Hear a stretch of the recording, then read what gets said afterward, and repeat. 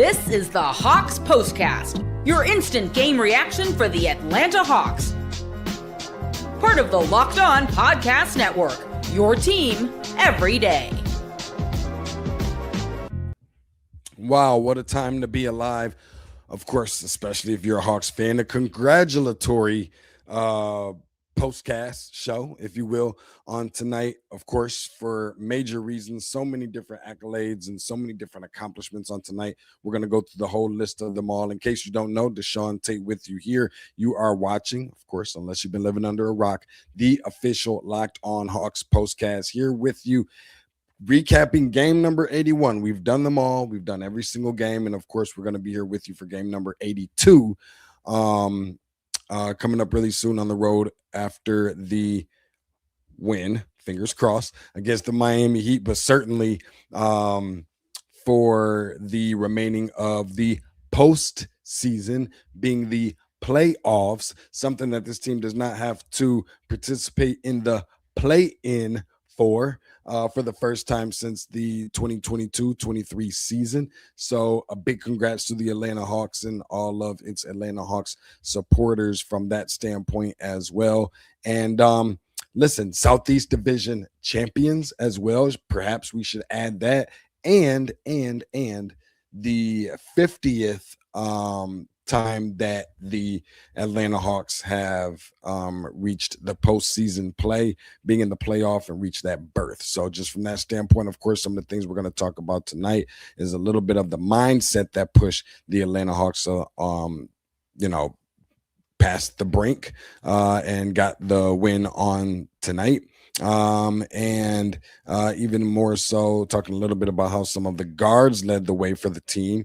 And on top of that, just kind of want to pick some of you guys' brains a little bit. Feel free to jump into the comment section, into the chat, who you would like to play, because we don't know exactly which spot that they'll earn yet or who they will play necessarily just yet, as it is likely between pretty much, for the consensus would agree, two teams that we could see the Atlanta Hawks squaring off against in the playoffs. So which one of those two, or whomever you think would be the best matchup for the Atlanta Hawks and why that would be. Let's jump right into things, because I think some of the more important factors for this team, at least some of the key things behind what I thought we needed to see the Atlanta Hawks do to add a number to the left side of the result column, and kind of what has led them there.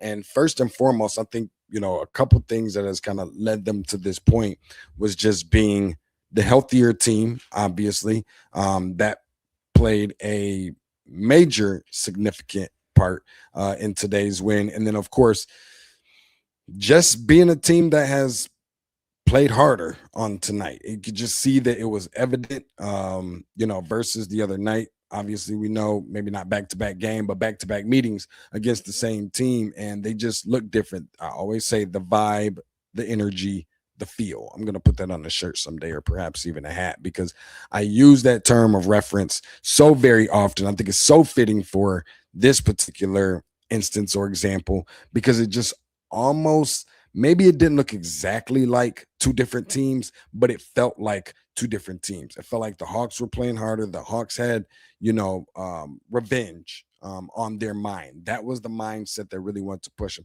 And if I'm just being really transparent, that a little bit is slightly a little bit concerning for me, and I'll tell you why.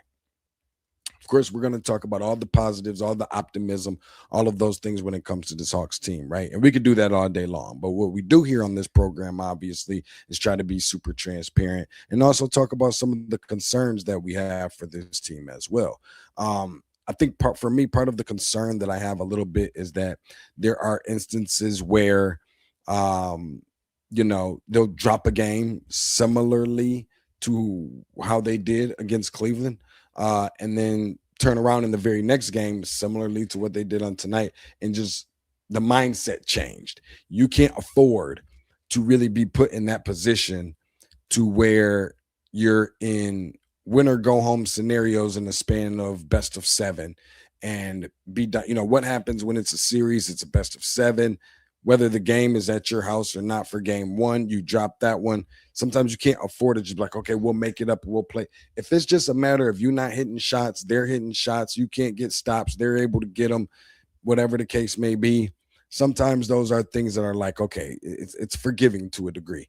But then there's other instances where playing hard, and I'm not saying that they didn't play hard a couple nights ago, but it feels like tonight they played harder. It feels like tonight they came into the game with the same energy that they should have been coming in with a couple of games ago. Now, there are a couple of asterisks here, and we could talk about that or whatever else, what have you, in terms of who didn't play, right? Obviously, that has nothing to do with us. That's completely up to them. We put who on the floor against that we put on the floor in Hawks uniforms. They put on the floor who they put on the floor. Everybody's professionals here. No excuses made, right? No moral victories or none of that other stuff, right? I think you'd be really hard pressed to find anyone who would beg to differ with the fact that, and again, just for full transparency, that will argue with the fact that this Cleveland team is obviously, evidently, clearly a different team when it has two of its starters back in the lineup, being Donovan Mitchell, who is an elite guard in this league, and I'm not going to go as far as saying an elite big, but a pretty freaking good big in Jarrett Allen, who's a rim protector and can take some of the pressure off of the other teammates, especially on the defensive end, rebounding, rim protection, all of those other things. So, and the reality is with both of those guys is in the lineup, is the Cleveland Cavaliers a team that the Atlanta Hawks can beat? Absolutely. Are they a team that they can beat in a win 4 games against in a series? I absolutely believe that they can. Whether they'll do it or not is a different conversation. But I think one of the main things is, and we'll talk about that a little bit later, is just the fact that I would really like to see the Atlanta Hawks come out with the energy that we saw tonight in such situations of which we saw instead on the other night. And Jalen Johnson, one of the biggest reasons behind why this team looks so different this year, looks so different after the job that this team has done since the All-Star break. If I'm not mistaken, we're looking at now here as far as this team goes, being one that has gone 19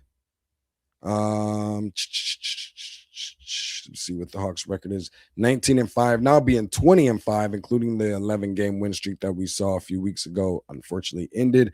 Now, granted, maybe some of those against lottery teams, but guess what? Doesn't matter. Not our problem. That's on them. Smart scheduling, if you ask me, if not nothing else. But Jalen Johnson being a guy who has, after having the season that he had on last year, having the target on his back a little bit more, obviously this year, you're not going to surprise anybody in your second year or second coming of, a breakout type of season, if you will, still became an all-star, not only maintained a level of consistency and persistency, but even stepped up his game from a scoring standpoint, from an assist standpoint, from a rebounding standpoint, from a double-double standpoint, from a triple-double standpoint, from just about every standpoint. Sometimes I have concerns about, and not major ones by any means. Curious to know if any of you do, but he hasn't looked like the same Jalen Johnson that we've seen, a little bit earlier in the season for about 75 to 85% of the season.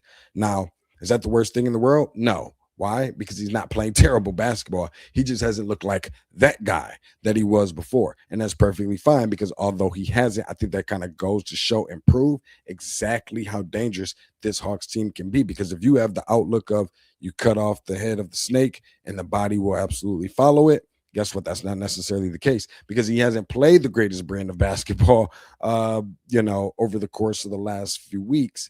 And this is during the time when they went on that run, because they've had other guys that we'll talk about in the next segment to go ahead and kind of pick up the slack along the way just a little bit. 18 points for him tonight, 50% from the field, 66% from 3, 9 rebounds, of course. Now a little slightly concerning for me, if I'm just being honest. The 2 assists versus the 5 turnovers. I think we got a little bit of spoiled with his ability to be able to distribute the basketball at a high level, at an elite clip, the way that he has. But yet the turnovers a little bit of an issue from that standpoint. But anytime you have someone who's the primary ball handler in many cases, maybe not all cases, maybe not saying he's the point guard, but a primary ball handler for this team for a good bulk of the year, because Trae Young was out, and somebody had to go out there. He ended up becoming, having the third most triple doubles of anybody in the league behind Jokic and maybe one other person, and number 1 in defensive rebounding in the NBA and all this other stuff. Somebody had to be the one to do that. He had to get those numbers somehow. So congrats to him for doing that. But I just think that it's good that it's really hard. He makes it very difficult, even if it's not having a good game, that this is a team that can it makes it hard for the opposition to prepare for, and even more so that it's not just a one-trick pony where you cut off the head of the snake and it's like, okay, shut this one guy down, we can win games. You have other guys that can assist them in doing so. Thought there was some pretty interesting things that stuck out to me on tonight, some things that I really think needed to happen to break Cleveland's streak of 4 games consecutive wins going into 5. That ended. They're on a 1-game losing streak now, and now have won 10 out of not 12, but their last 13 games. And that is to contain Evan Mobley on the glass, limit his opportunities in such things. Make sure that you're boxing out on him. If you don't know where nobody else is at tonight when a shot goes up, especially because they don't have Jarrett Allen, that would be one in Evan Mobley. 10 points for him, 6 rebounds. How about his 4 turnovers and 1 assist? That matchup between Jalen Johnson and Evan Mobley collectively, I think that's where it kind of cancels each other out, because where Jalen had some turnovers, more turnovers than he had assists, you saw the same thing from Evan Mobley, and that's what really, really helped them, especially for a guy who I felt like was dunking just about everything in the first quarter. Number 1 in the league in dunks, but they found him on the floor and found a way to contain him. Really also felt like this is a team that needed to convert on the island. And what I mean by that, obviously, is to do what? Very simple. The free space on the bingo card. That's right.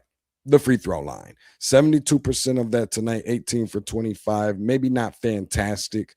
Certainly need to be better at that. It'll be nice to see him get closer to the 80+ mark. That would be great.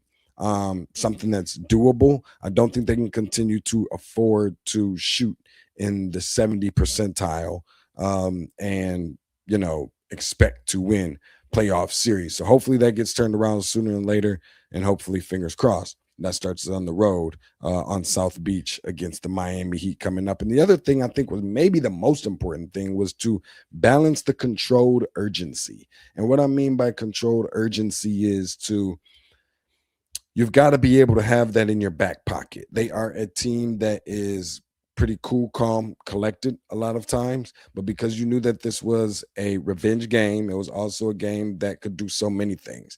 It was a game that could put you at, give you your 50th berth into the playoffs. It's also a game that could win the Southeast Division title, which is pretty clear after someone else lost. But even more so, all these different accolades and achievements that could happen with tonight.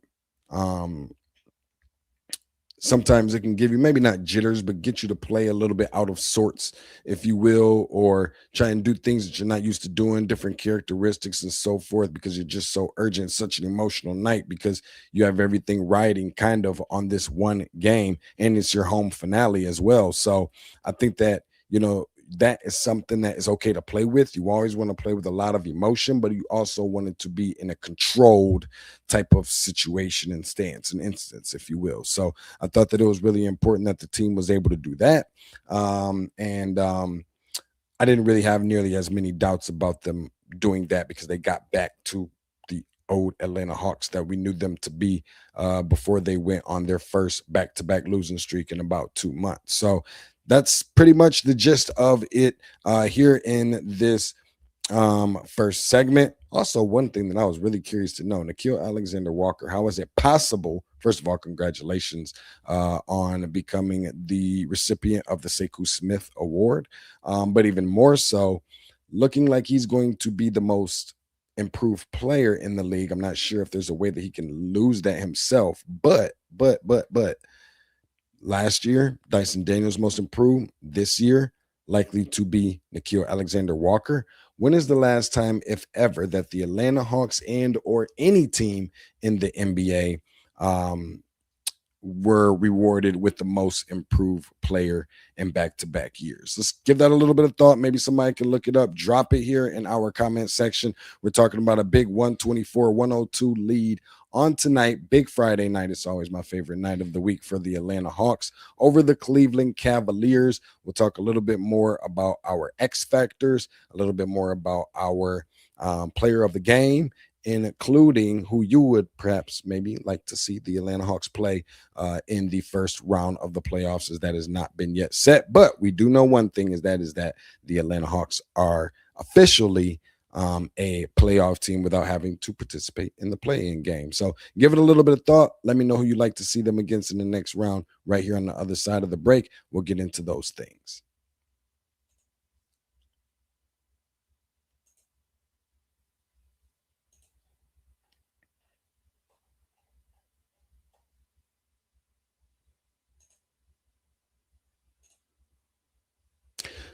This episode of the Locked On Hawks postcast is sponsored by BetterHelp. Financial stress is something a lot of people are carrying right now, and it's not just about numbers. It can affect your sleep, your relationships, and your overall mental health in ways that build up over time.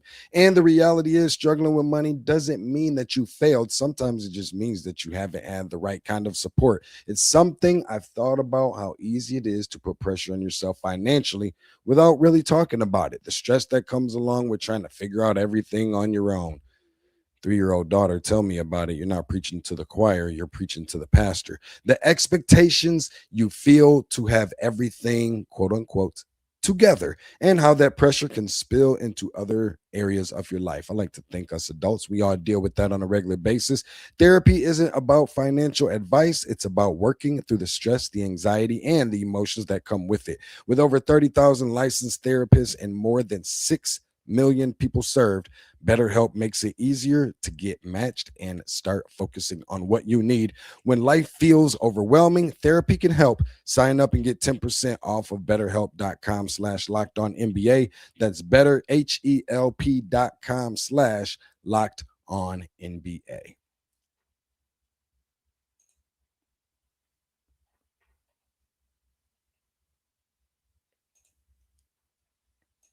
This episode of the Locked On Hawks postcast is brought to you by FanDuel. The NBA playoffs are here, where every possession matters, every matchup is magnified, and every game can swing a series. Hint, hint, wink, wink, Atlanta Hawks. And right now, FanDuel is giving new customers a great way to get in on not just the action, but all the action. Here's what I love about it. You can bet just $5 and get $250 in bonus bets if you win your first bet. And the app makes it easy to follow the action with player stats, trends, and matchups all in one place. Also, during the playoffs, that extra insight really matters when you're looking at stars, role players, and key moments. It just makes the entire playoff experience more engaging from start to finish. Head to FanDuel.com to get started. That is FanDuel. Play your game.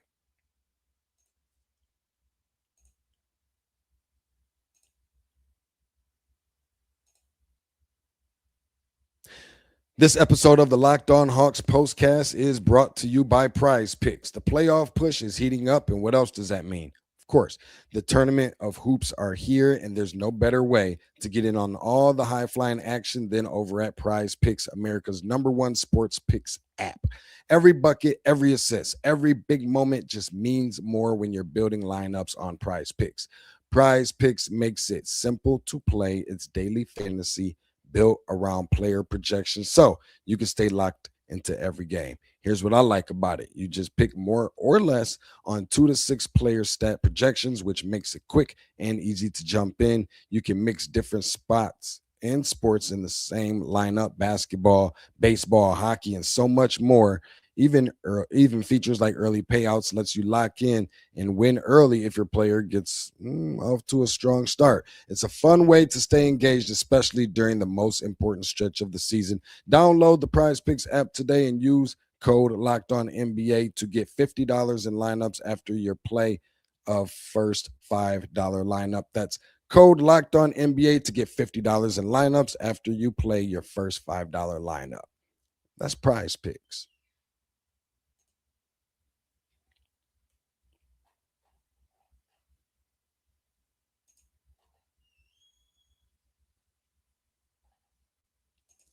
Appreciate you guys for hanging in there with me. Of course, I'm back with you talking a little bit about recapping the 81st game of the season for the Atlanta Hawks that resulted in a big time win, 124-102 drubbing, obviously playoff berth for the Atlanta Hawks. How huge that was for them over the Cleveland Cavaliers, a team that we could potentially see them play in a very, very short time. Now, let's go ahead and move forward.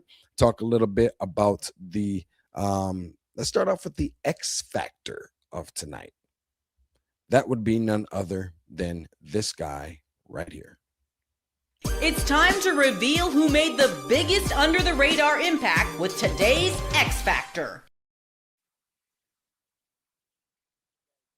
That's right. You have guessed it. That would be none other than Mr. Dyson Daniels. Not only the guy that's leading the NBA, well, second in the NBA, excuse me, with steals and deflections coming in second. But how about this triple-double in perfect timing? And this is what makes the Atlanta Hawks just so dangerous. The 13 points, 60% from the field. Granted, maybe not nothing spectacular from three. Still sometimes a little bit hesitant. I seen Onyeka Okongwu on a hesitant three-point shot from Dyson Daniels where he didn't shoot it and swung it around and ended up in a dead ball, and he told him to just shoot it. I think that's an area that I think he can improve in. It's not just Zaccharie Risacher that I feel like needs a little bit of a confidence booster or a battery in his back, but I think the Atlanta Hawks is really going to need that, because if not, from a perimeter shooting standpoint, it feels like 5-on-4, giving the opposition a little bit of an advantage. But because he's so good and so efficient from the field, especially with those spin moves in the lane and the floaters, the teardrops, and obviously his defensive prowess, that I think can really become a problem, not just his, but for many of the guards in the NBA. And this is just kind of perfect situation to see that it's happening against the Cleveland Cavaliers and some of their guards. I think that it was fantastic. 10 rebounds for him. Nothing I love more than a guard that can rebound. 12 assists for him.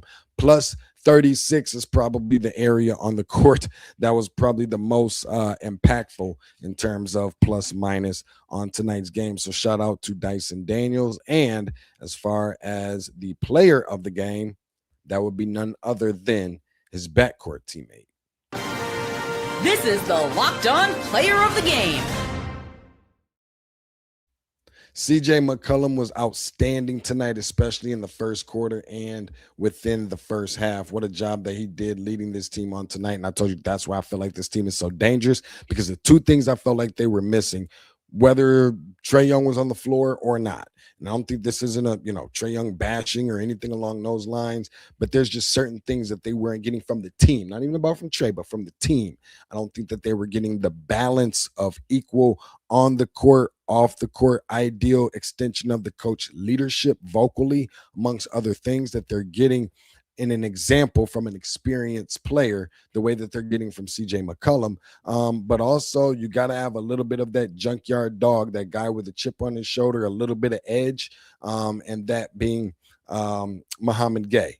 Everything's not going to stand out, be something to write home to write to mom about, and pop out at you off the page in the box scores and on the stat sheets. But I think that he does bring a little bit of that, what the cool kids, I guess, now are still calling it dog. I don't know if they're still calling it dog anymore, but I'm sure that I'll find out from one of my nieces or nephews later if that's a term that everybody's still using. Nonetheless, that's something that Muhammad Gay has, and I think that's what's kind of helping catapult this Atlanta Hawks team between the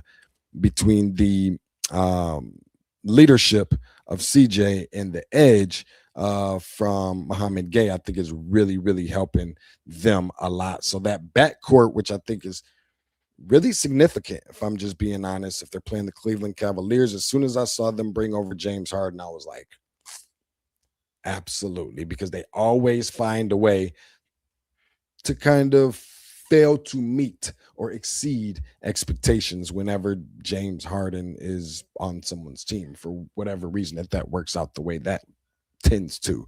Not a guy that I don't think can play defense, but just a guy that I feel like sometimes chooses not to. Well, that's not the case when you have Nickeil Alexander-Walker, Dyson Daniels, CJ McCollum, like guys that really get after it, like ball hawks on the defensive side. And as far as our player of the game on tonight, the way he was filling it up was crazy. 11 for 16 from the field, hit 6 threes, only took 8 of them, 29 points, 4 rebounds, 4 assists, only 2 turnovers.